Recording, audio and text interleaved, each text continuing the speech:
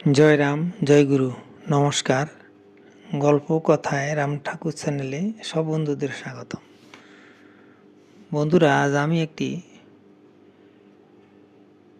নাম পাওয়া এবং স্মরণে রাখা নিয়ে বড় গল্প আছে। এটি আমি হয়তো 3-4 পর্ব লাগবে আপনাদেরকে শোনাতে। আপনারা একটু মন দিয়ে কষ্ট করে শুনবেন, তাহলে আপনাদের ভালো লাগবে।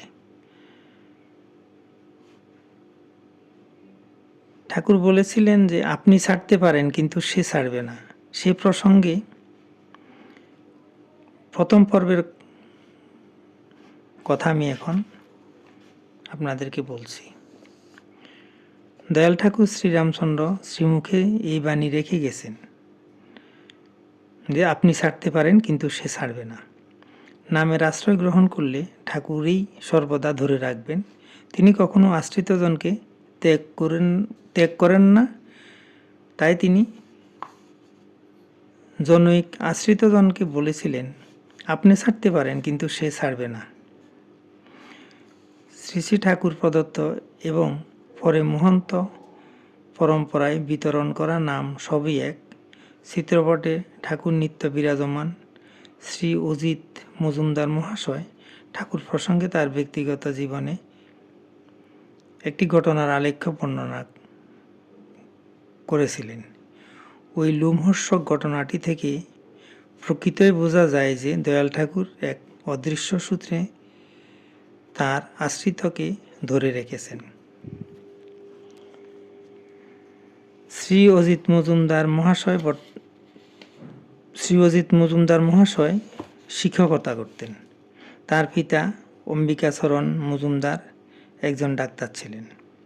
অজিতবাবুর স্কুল জীবনে দয়াল ঠাকুরের নাম সম্পদ প্রাপ্তি ঘটেছিল। তিনি তখন আগরতলার উমাকান্ত স্কুলের 6ষ্ঠ অথবা 7ম শ্রেণীর ছাত্র ছিলেন। সম্ভবত সে সময় মাঝে মাঝে তিনি বেড়ানোর জন্য বর্তমান বাংলাদেশের বেগমগঞ্জ থানার বটগ্রাম বাড়িতে যেতেন।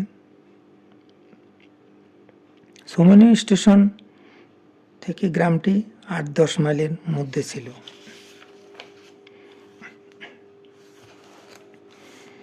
তার পিতা অম্বিকাচরণ মজুমদার মহাশয় শ্রী মহানামব্রত ব্রহ্মচারী দীক্ষিত ছিলেন। তারা আগরতলা জয়নগরে নিজ বাড়িতে থাকতেন।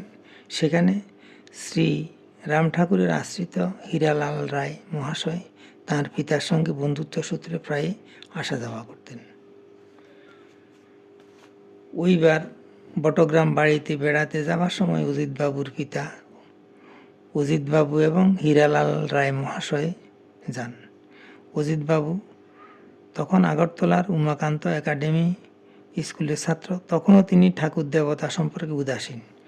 বাড়িতে তার নজরে কেবল ঠাকুরদাদার ভক্তির কথা কিছুটা মনে পড়ে।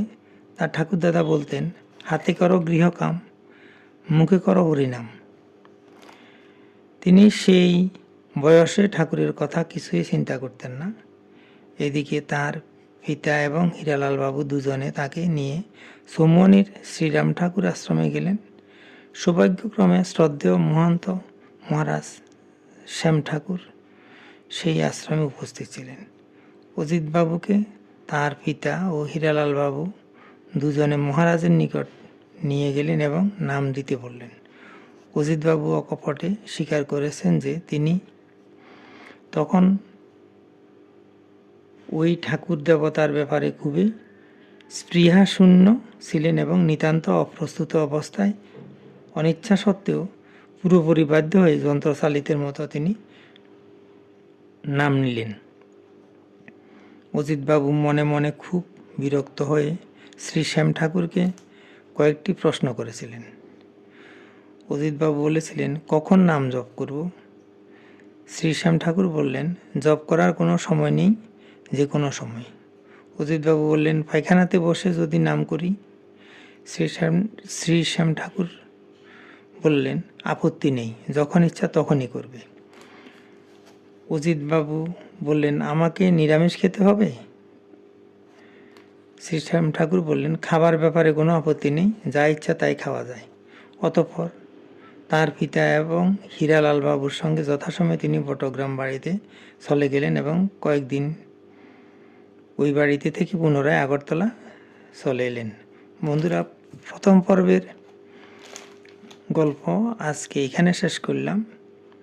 আগামী দিন পরবর্তী পর্বের প্রসঙ্গ নিয়ে আপনাদের সাথে কথা বলবো। বন্ধুরা, আমি এখন শ্রী শ্রী ঠাকুরের বেদবাণী থেকে দু একটি বাণী পাঠ করে শোনাচ্ছি। ঠাকুর বলেছেন, সংসার বিচিত্র গতি, কখন কি ঘটে কেউই জানিতে পারে না। ধৈর্যই সম্পদ, ধৈর্যকে কোনো রকমে অন্য হস্তে নিতে দিবেন না। সর্বদাই সকল বাধা বিসম্বাদকে উপেক্ষা করিয়া ধৈর্যের সহায় ভোগ করিতে চেষ্টা করিবে। ঠাকুর আবার বলেছেন, সরলতাই আনন্দ উৎপন্ন করিয়া লয়। ঠাকুর আরেকটি বাণীতে বলেছেন, নিরপেক্ষ থাকাই মঙ্গল। যে যেমনই করুক তাহা দোষ লইতে নাই। যে যা করে সকলই গুণের দ্বারা পরিচালিত হইয়া করে, কাহারও কোনো শক্তি নেই। বন্ধুরা, আজ এ পর্যন্তই। আগামী দিন আবার শ্রী শ্রী ঠাকুর সম্পর্কে গল্প বাণী নিয়ে আপনাদের সাথে থাকব। বন্ধুরা, চ্যানেলটি যদি আপনাদের ভালো লেগে থাকে তাহলে